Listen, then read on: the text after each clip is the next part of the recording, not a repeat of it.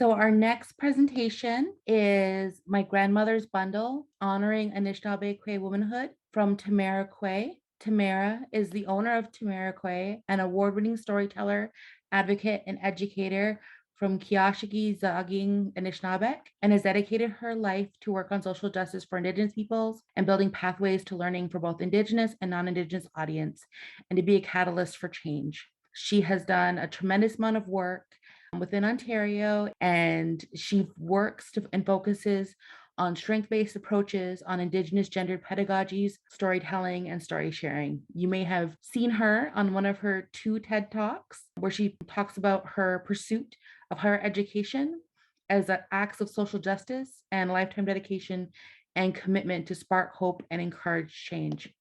I want to welcome Tamara and hand it over to you for your presentation. Miigwech. It's an honor to be here today. I'm very excited. Thank you, Courtney, for that introduction as well. I kind of just want to start off here. I think it's important to always give a land acknowledgement. It's teachings that even in my family that have been passed down, and what it means in my role as a Anishinaabe woman from the 1850 Robinson Superior region, the homelands of my ancestors that greatly influenced my journey of learning my identity, building my sense of self, informing and reforming my role as an Ojibwe woman, as a mother, as a partner, as a daughter, a granddaughter, educator, and advocate. The water of Lake Nipigon and Lake Superior have fed my spirit over the years, fed it with light and love to continue my journey of learning and expanding and soaking in this knowledge that the land has greatly informed me, what my responsibility is and what my role is, the creation and visions that come forth in ceremony. So the water is known to be the first life, the life giver to the land that nourishes and feeds the seeds and fruits of growth to bring life, sustain life, restore life on the land. And so as a woman, I carry water within my sacred womb to bring life into this world, into the physical world and the spirit world. And as a woman, I am to protect that water. I am to honor that water, right? Nurture that water, bring medicine to the water. And as water brings medicine to me, to all of us here. So it is my responsibility to protect that first life, our water, that first life that brings our children in the world, their children and children and children, so forth. And then so we are all here today to expand on our ways to support children, youth, women, those who identify as two-spirit, trans, or diverse identities here on the land, and those that are coming, the future. So we're here to honor and acknowledge the children that were also taken and never returned to their parents and families or homes and communities. We're acknowledging those sisters as well. This land acknowledgement is not just a check mark or checkbox off of a list to be inclusive or a token of exercising Indigenous relations or a pursuit of a political agenda, but it's more about the essence of acknowledging the importance of land for myself and what that means, how I come to know that through the teachings of my family, in my community, and in my nation. Essentially, how we are the land. And the land is us. And it's creating that space of acknowledging that vital relationship while sharing, what does that relationship mean to you? Because we are here to talk about honoring, but to honor something beyond ourselves, we have to know ourselves. So what does that land mean to you? Because whether you realize it or not, to honor yourself first is honoring the land as well, because we are land. So I always say I encourage this, whether you are Indigenous or not here, to reflect on your connection to your ancestral lands. Because we all have ancestors, even if you are not Indigenous. We all have a story that is connected to those lands. And that story fills our cup of our identity, family history, community, sense of self-worth, and vision. So we all have this responsibility to acknowledge our very own ancestral lands. When we are visitors within the territories, it is important to acknowledge their ancestral lands while sharing aspects of yours. Where are you from? Where are your ancestral lands from? What is your relationship to the land? So when I travel provincially, across our country, internationally, I always like to share these bits and pieces of myself. I've been taught it is so important for that relationship building.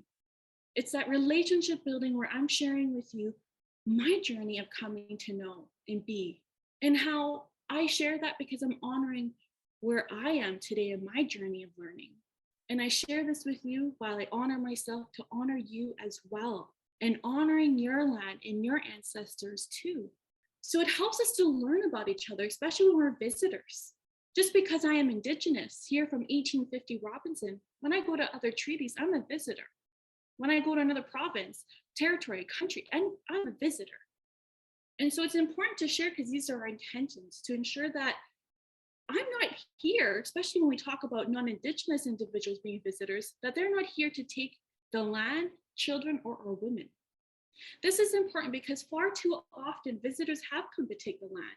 And to do this, they begin by taking our children and women. So the land acknowledgement is not about formally acknowledging the land and original habitats. It's deeper than that. It encourages a reflection of our relationships to the land, especially your very own ancestral lands, and learn about your family history. Who are the closest Indigenous nations to your ancestral lands? Is it on the traditional territories of an Indigenous nation or not? Was there historical ongoing trauma caused by colonialism? So how does this influence your relationship to the land?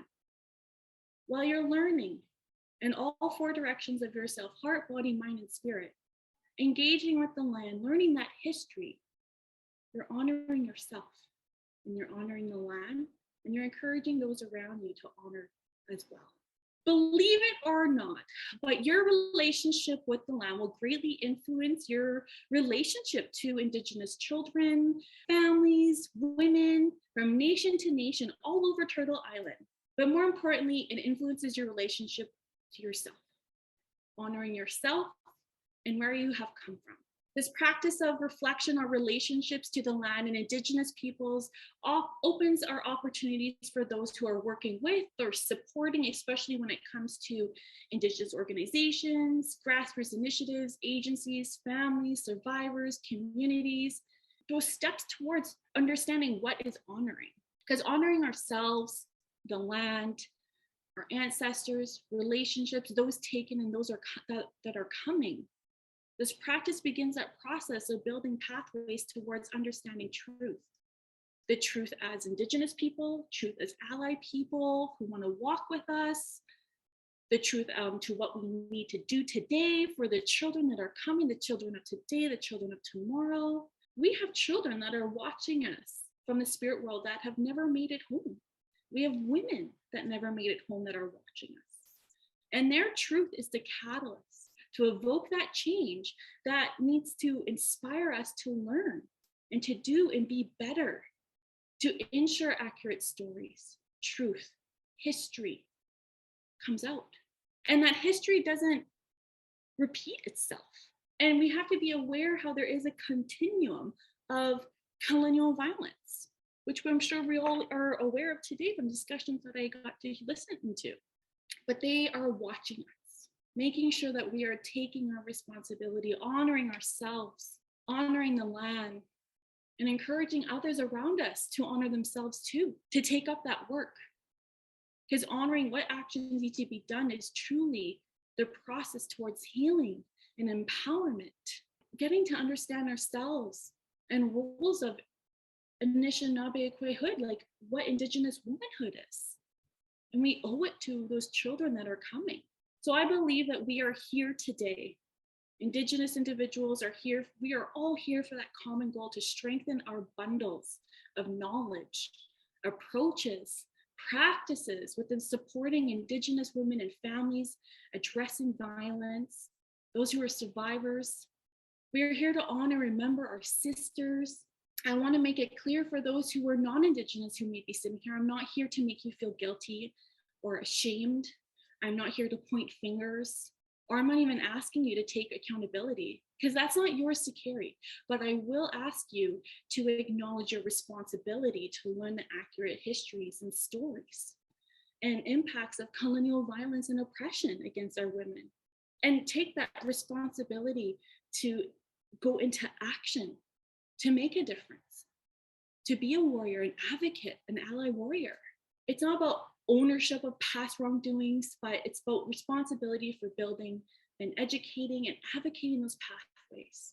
I want to thank the Chiefs of Ontario Indigenous Women's Initiatives, Nancy and Barb, Chimagwach, for organizing and hosting this very important week of learning, advocating and healing, honoring and empowerment. Well, we're here to remember our sisters that are among missing and murdered Indigenous women and girls and Two-Spirited. What I'm going to be sharing with you today is very condensed. It does not speak for all Anishinaabe or Indigenous peoples. And I'm here to share my journey of knowing and doing and being through my lived experiences, gathering of knowledge, my family history that has greatly influenced my work. And I like to declare that because I think that's very important, because the teachings that I received and my lived experiences and my family line of knowledge has greatly influenced my understanding and my practice in the work that I do. To set the tone, I like to share late Richard Wagner's quote here.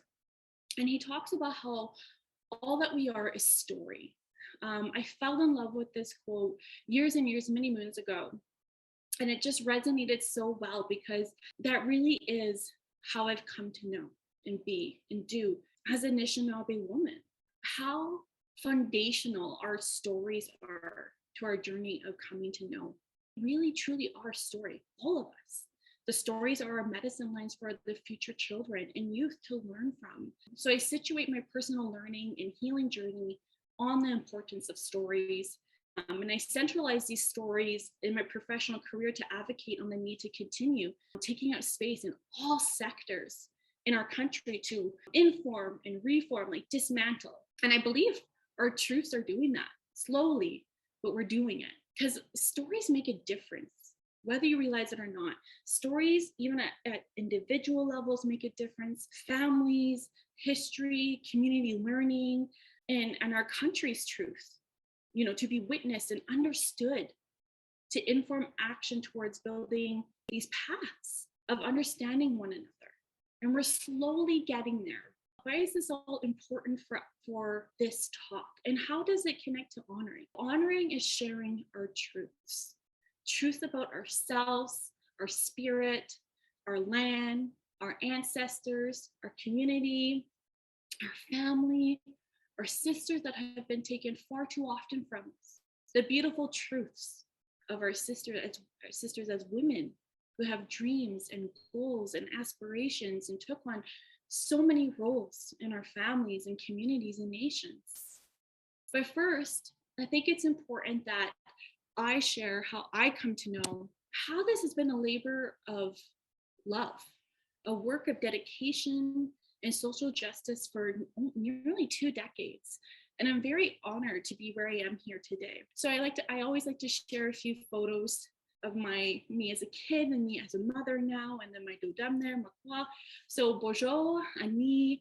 My spirit name is Wasaini Megezekwe. I'm still learning how to say it. I got my name 4 years ago and is known as Shining Eagle Woman. Makwa Dodam. I'm from Kashazangi Anishinaabe, which is known as Kalbe First Nation, which is up top of Lake Nipigon, which is just off of Lake Superior. So what has brought me to do this work? I will share that I am first generation to not attend a residential school or a boarding school. I have been in the child welfare system when my mother had some struggles with substance misuse. And unfortunately, we never got reconciled together as a family since I was the age of 13. And then on top of that, I have 2 family members that are among the known numbers for missing and murdered Indigenous women. And so I have lived a life where there's been quite a disruption within our matriarchs of learning who we are as women. Never being given that opportunity to raise our babies, the colonial violence coming up in all shapes and forms, and coping with that violence coming up in different shapes and forms. And this work became very important to me because I lived for so long trying to understand what does it mean to be an Ojibwe woman?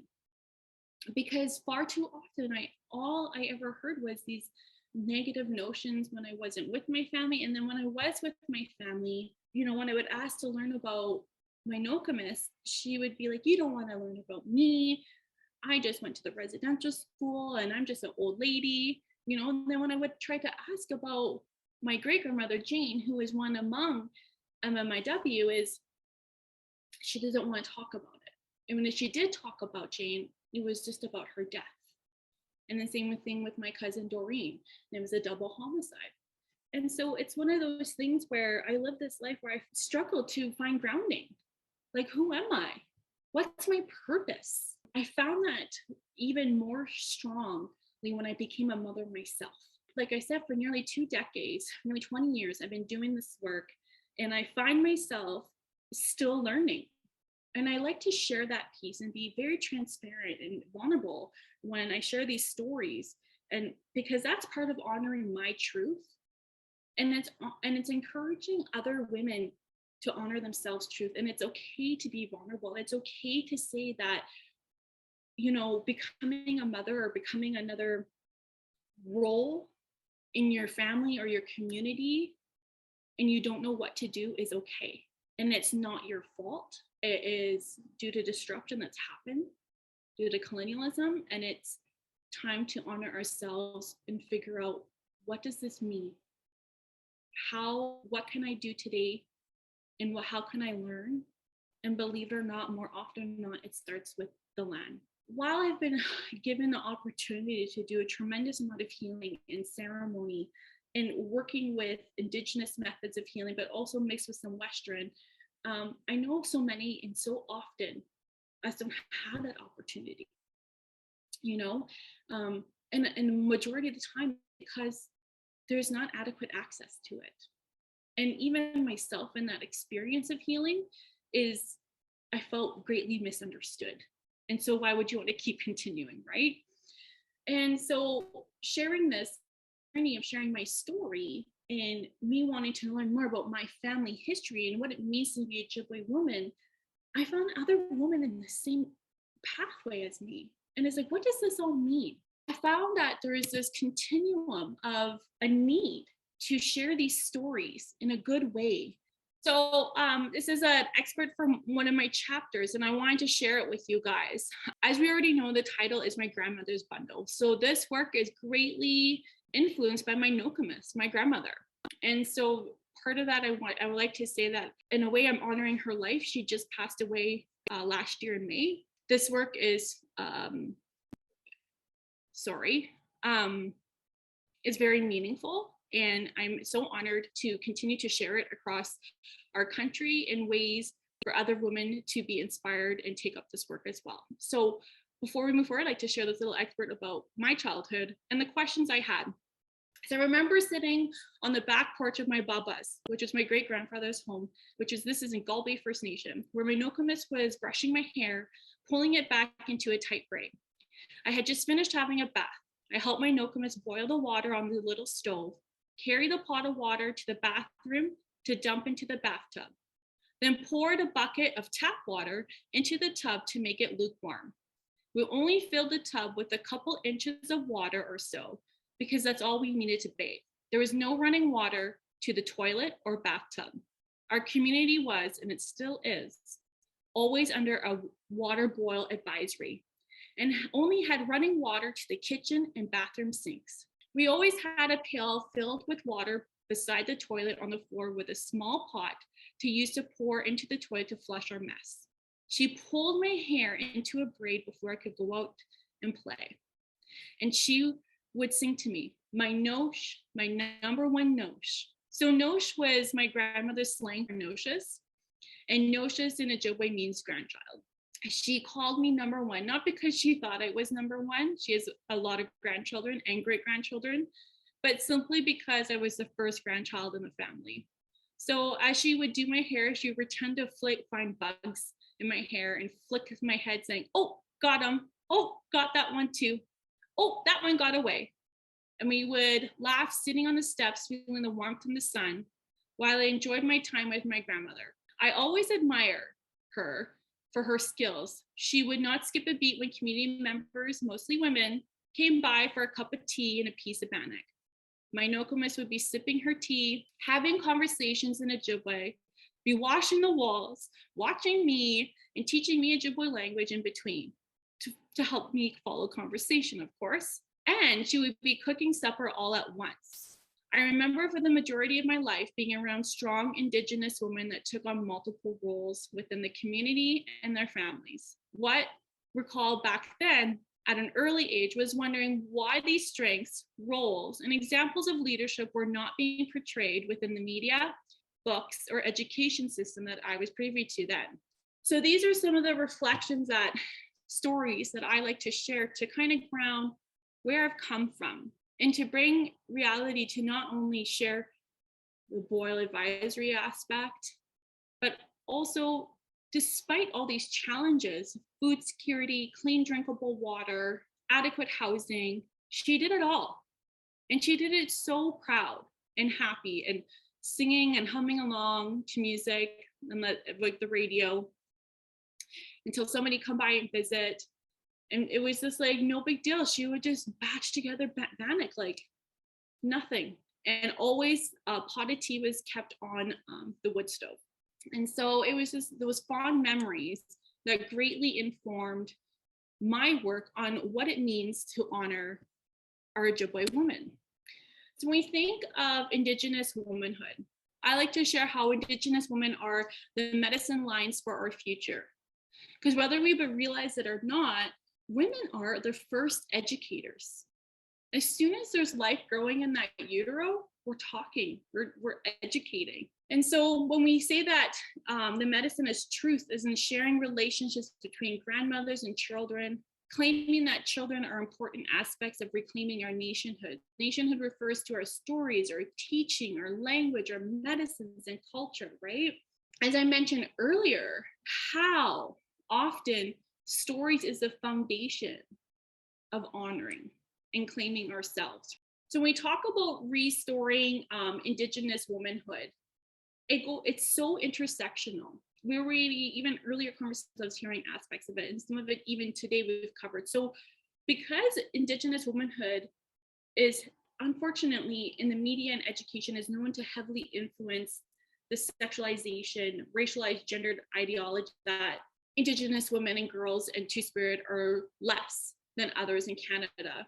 So what happens though when colonial violence is embedded within our education systems and not realizing that we're, I'm going to say, unintentionally reinforcing these sexist, very colonial violent representations and understandings of our women and girls and Two-Spirit?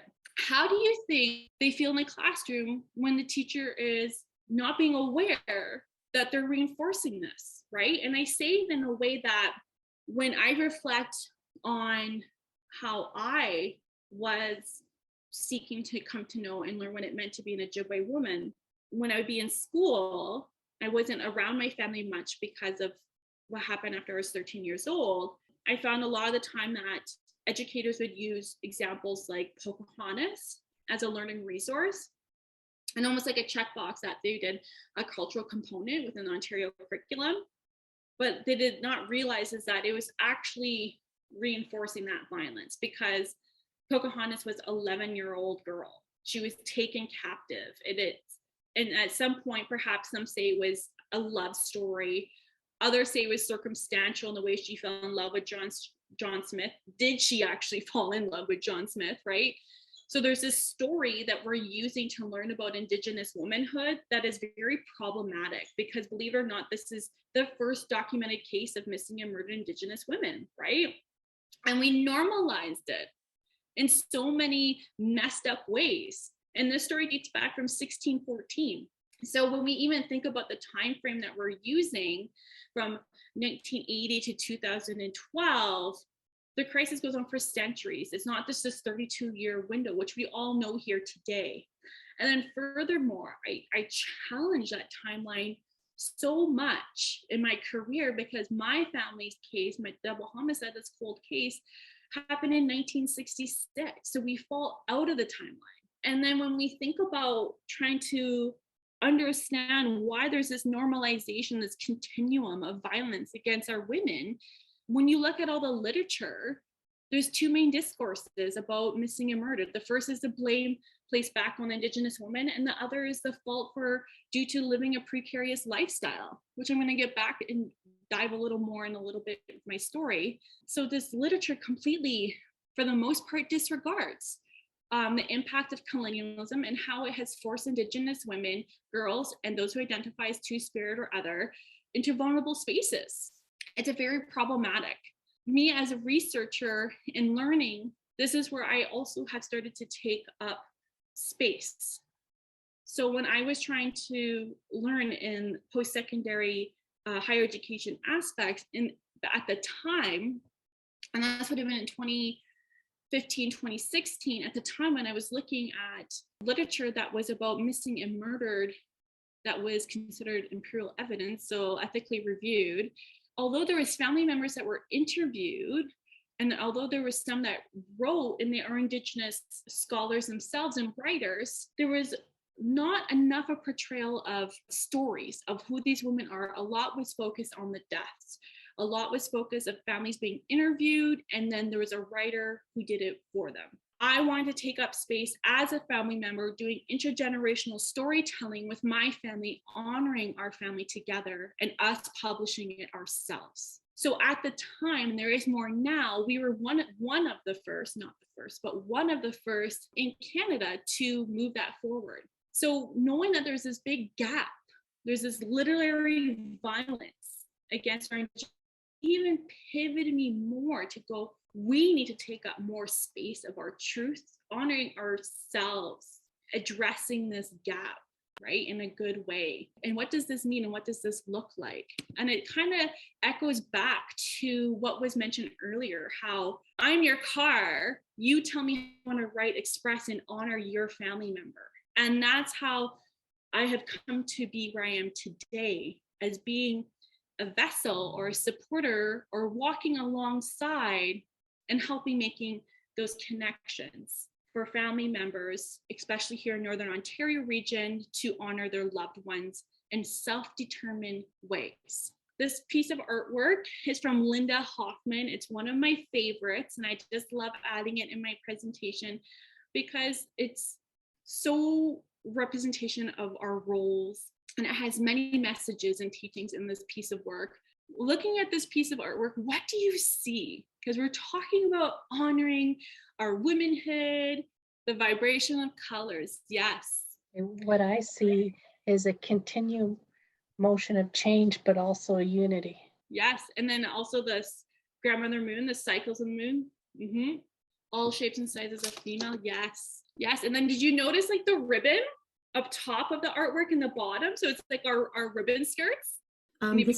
This is the first time I ever noticed where the ribbons on the shawls, and it made me think about the ribbons on our skirts are horizontal, and with the women standing in front of the water, it aligns with the waves of the water.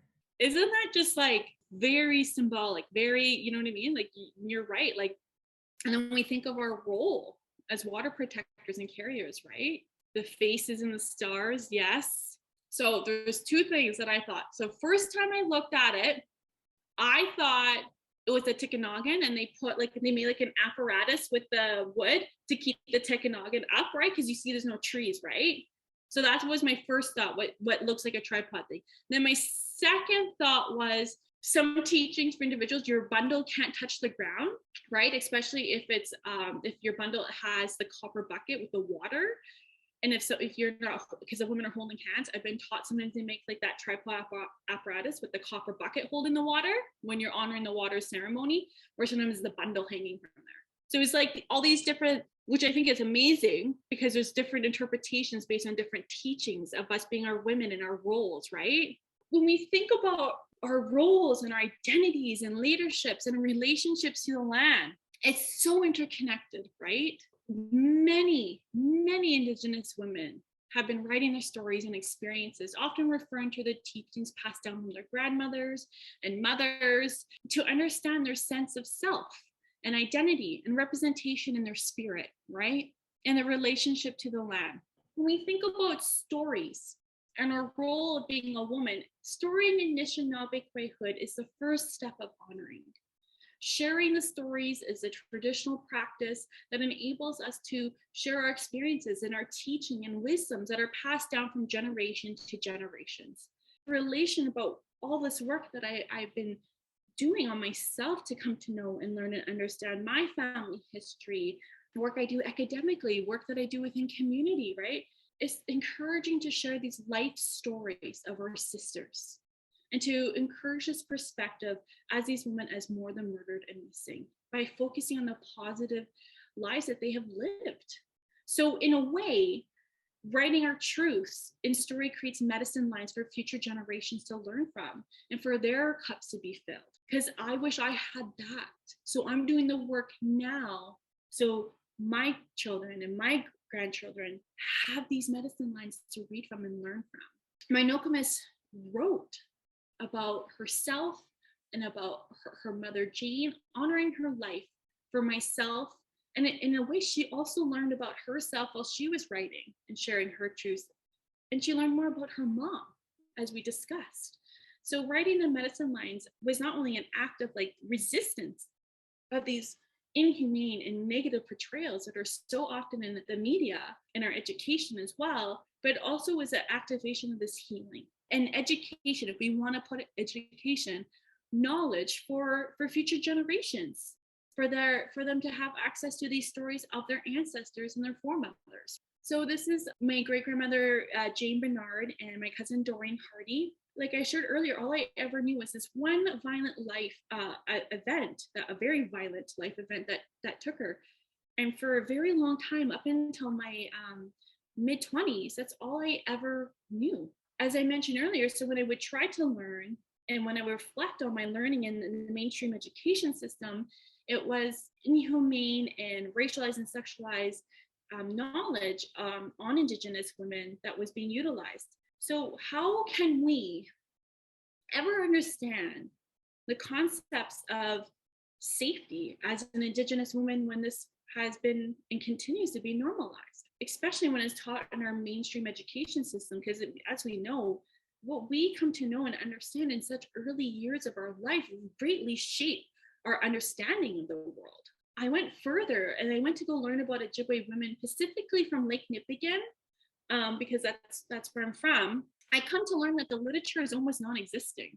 And then what is written is mostly written by white male perspective, one including Duncan Campbell Scott. So that just gave me like the heebie-jeebies when I did read it. So I was just like, is this what I'm facing? Is this the truth? This is how I am in my journey to come to know and learn.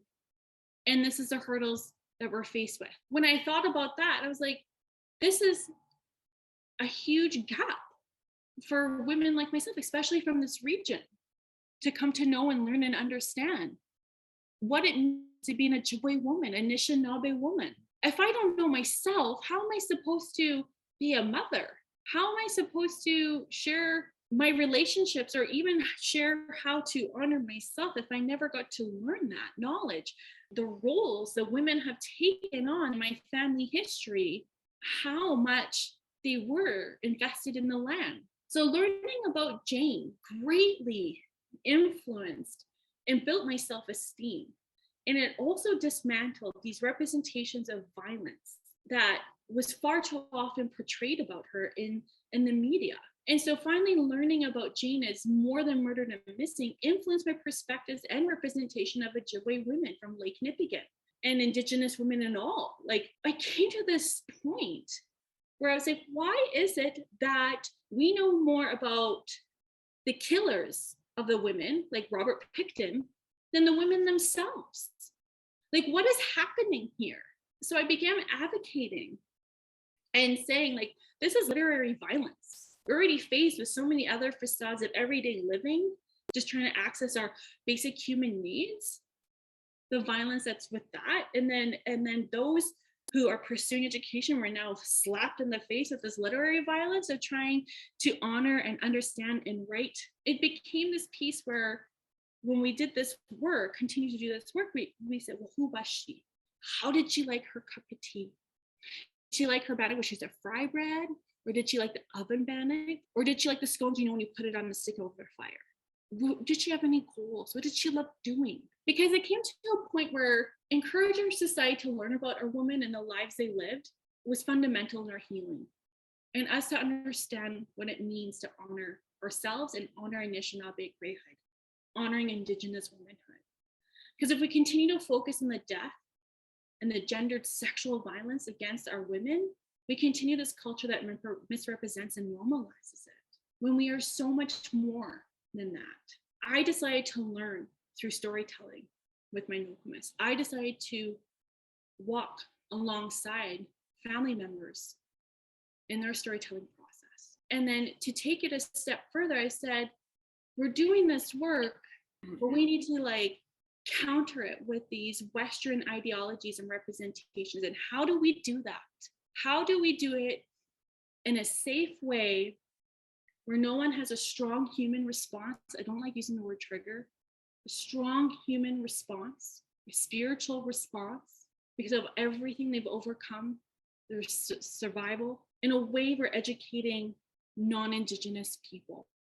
Was one of the most profound experiences in my life, and it continues to grow. So when we think about public spaces of education, these exhibits, it's the restoring.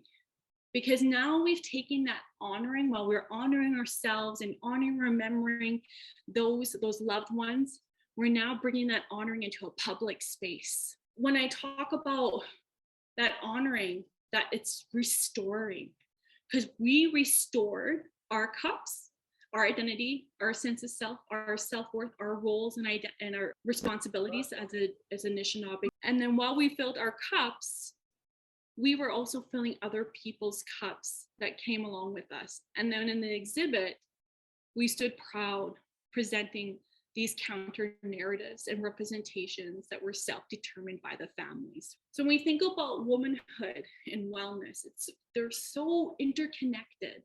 I mean, if you read any research and literature about the social determinants of health, and they talk about culture and identity and how those are so critical for wellness, right? So part of that is when we're honoring ourselves, we are increasing our overall wellness in a very good way. And through that, and I want to share, this is a photo of Jane and my baba here in Galway. When we learn about our women as more this one violent life event that's happened, I learned Jane had a role in the Hudson Bay trade, her role contributing to the economic sustainability and well-being of the community, how she was a trapper and a hunter, you know, she would smoke fish and make bear jerkies and use wild blueberry glazes, how she had a medicine shack and a garden, how she harvested from the land and had a root cellar, how she would make baby clothes out of adult clothing, like if they got worn, like wear and tears, she would make baby clothes out of them so she could share with the community and families that needed them. And then how she would travel throughout Lake Nipigon for food security and for her livelihood. Because it was not until the late 1970s, Galway was a flying community. Not until the late 1970s, there was a road. She would literally portage and go across Lake Nipigon to Beardmore, and then Beardmore and like hitchhike to get to Thunder Bay for whatever security she needed. But we don't talk about that in the media, do we?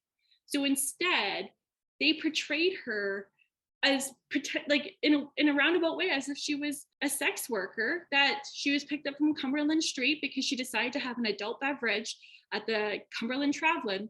And when she got in the vehicle with this man and she picked that up, and they also got Doreen to come in, that was the last that they were seen. They don't talk about, though, why she was in town. They don't talk about that, how she would have to come in town frequently for means of security for the community. If they needed Tylenol or Advil or milk and eggs, she would have to do that route. They don't talk about that. Whether we realize it or not, she took on this leadership role for her community and her family.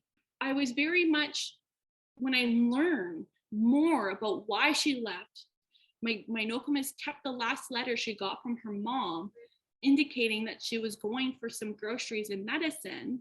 and was going to go hitchhike back and then go, it was very evident how much the media wanted to put the finger of blame back on the women. And we wanted to counter that. And I was not the only one. So when I shared that, some of the women that I got to meet in this journey, we did a project. This is located in Southern Ontario called See Me. And then at the time when See Me came out, we started in about 2013, early 2014, and then the official exhibit launched in 2015.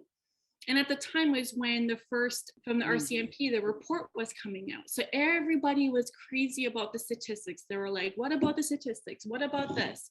And I was very much so encouraging, because the See Me project that's now permanently housed at Atlosa Native Family Healing Services in London, Ontario. It's a permanent standing exhibit now. It was heavily funded by CTV. And CTV, of course, was very much about the statistics until I explained why it was important to honor the lives of these women. I'm not saying the statistics are not important, but let's look beyond the numbers. And at the time, the red dress was very popular.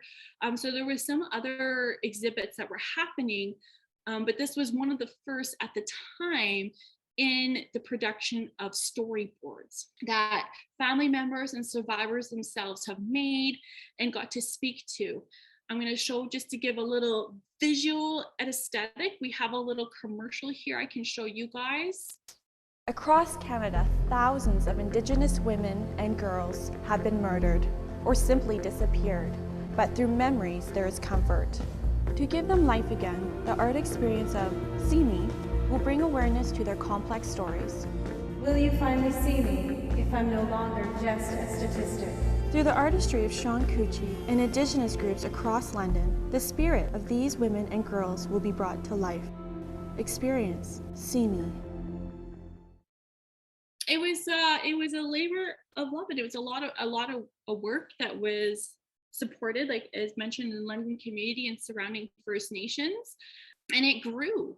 So as you see, when we grounded this work in ceremony, and in the ceremony, it was a gold bird that came to vision. And we learned that in the spirit world, the teachings that we received while we were doing this project was that when we transfer to the spirit world, our spirit goes into like a gold, like a shimmering gold, like the color of the eye of an eagle. Originally, they were like, let's do like the 1,112, like the statistics number of birds. And I was like, no, because so many families fall out of that timeline that you're using. And so it's unknown. I'm like, let's make thousands and thousands and thousands. That's what ended up happening. So you'll see that this is one side of the exhibit where these are the storyboards that were created honoring women and family members' stories, those who are survivors or those who are honoring and remembering their loved ones. We had lists of names on banners that were throughout the whole exhibit. We had ceremony, we're adding feathers to the eagle staff. And on the other side, if you recall from that commercial with Sean Cucci, where he dedicated a whole art series to it. And this became, it attracted enough, quite an amount of attention where they actually did See Me too, 2 years later. And to this day, it's now, like I mentioned, a permanent and standing exhibit that you can see to hear from family members and staff themselves and learn stories. And here's part of the launch. And here's some of the women getting some of their storyboards. And, you know, as an emotional and healing process, it was, because there was so much complex stories of survival of various forms of violence that it was so profound, this experience. And then how proud they were in our ceremonial launch, and then our more public launch. We kept it to ourselves first, and then a few days after ceremony and feasting, these boards we opened to the public, and we did in-kind donations to the Atlosa for the residency. So this work continued on. That's my Nokomis in that fuchsia or pink sweater and the wheelchair, and this was taken in 2017 or 2018. So this work continued on, and when I left London, I returned here to my ancestral lands to pursue education and continue this work. My Nokomis was ready. She was ready to create storyboards herself and engage in ways with other women honoring Indigenous womanhood. We continue this work now So there's been multiple different exhibits I've been involved in. My grandmother's bundle is what's forthcoming this fall. That's the next title exhibit from Indigenous women that I'll be working and supporting and honoring with through land-based engagements that are self-determined. This work, it just continues to expand and grows in so many ways as we continue this healing journey and learning ourselves as women and expressions of womanhood and honoring that. And it's because it's so important to recognize how the roles of women play to while we are honoring ourselves and learning is we came to understand solutions that we needed in our own immediate family to address violence or within the community and beyond. But if our women are not given these tools, you know, to our self-expression and exploration of honoring, it will be difficult to address some of these challenges and issues like trauma, right, that impact the community as a whole and their family. What we come to know is that this 4-directional learning and honoring of Anishinaabehood is in our 4 directions of our womanhood. How this example of the deep connection that my great grandmother had with the land, she taught my Nokomis. You know, Jane taught my Nokomis how to live off the land when she was a trapper, you know, and exchanging the furs in the Hudson Bay trade, providing for the community, and believed in honoring the land, and that between her and the land are equal partners since it was her life source of surviving. So knowing this, it branches into her land-based activities of survival based on season to season, bringing her daughters, which is my Nokomis, into trapping and fishing and hunting and harvesting. And essentially the land became this place of learning with her as a mother and her role as a daughter. And its activation of learning became being and knowing and doing in her 4 directions of being. A part of that is when we look at it, these are the findings that came out through the stories, the themes that my Nokomis and I co-created together. You know, the 4 main arching was that, you know, we are knowledge keepers. We're the first educators, leadership, the leadership roles that we take on in our community, and mothering. How mothering is so critical in a role itself, and that to honor that and that role modeling of motherhood, right? And how it's so intersectional. And so when we look at the sub themes in between these, because everything is so overlapping, that's how we are. That's how we come to know and be and do, right? Especially when we're living the good life and we think of our heart knowledge, that medicine line, ceremony, how everything is so intrinsically overlapping and interconnected. I wanted to share this little diagram that I made in my journey of coming to know, and we continue to add to it as we, like I shared with you, how we continue to honor ourselves, learning and knowing. And what does that mean? So the next activity you'll see here, there's the poll. I will copy and paste it for you guys right now and drop it in the chat, but you should be able to go access this. What I'm encouraging is for you guys to share what are different ways to honor Anishinaabehood, Indigenous womanhood. And then when you enter your words into here, go create a nice word cloud together. Oh, there we go. Love, understanding. Yeah, it's working. It shows here that what are the different ways to honor Anishinaabehood. It shows like all these different words. You guys are putting feasting, love, understanding. Love is the largest answer and like are the most highest submissions of that word. Remembering, caring, ceremony. Yeah, I 100% agree. And that's exactly it. When we're speaking our truths and honoring ourselves, that all starts with love, right? That heart knowledge of our physical being and our spiritual being and that relationship to the land, and then us remembering that love.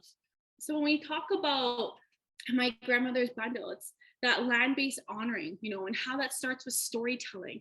So when women, we intrinsically knew the land and carried deep relationships. These relationships always come out of expressions with birch bark baskets, working with hide tanning, beadwork where beads are made from bone and wood, honoring the land through ceremonies like water walk, harvesting from the land, creating safe communities of gathering, which included children, like when we're doing berry picking and singing our traditional songs, and I got to learn like some of the call-outs that we do to gather to get the children come back out of the bushes, right? Because we were done picking berries.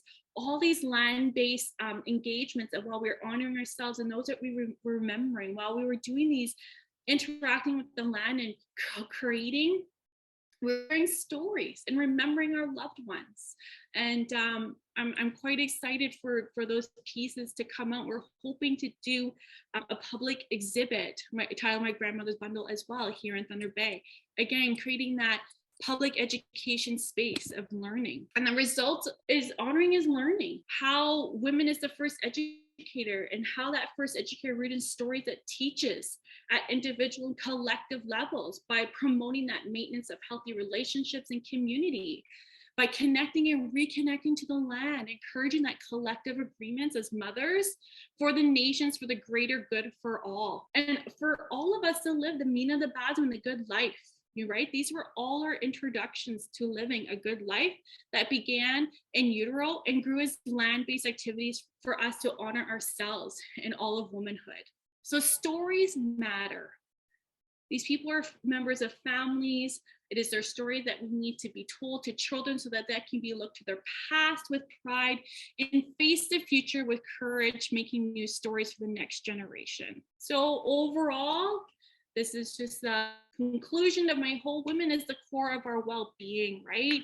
And that core well-being is honoring ourselves because of all the intersectional roles that we take on, how we are the creators of life, and how first life starts with us and those relationships that enter with the land and the moon and the cosmos and water.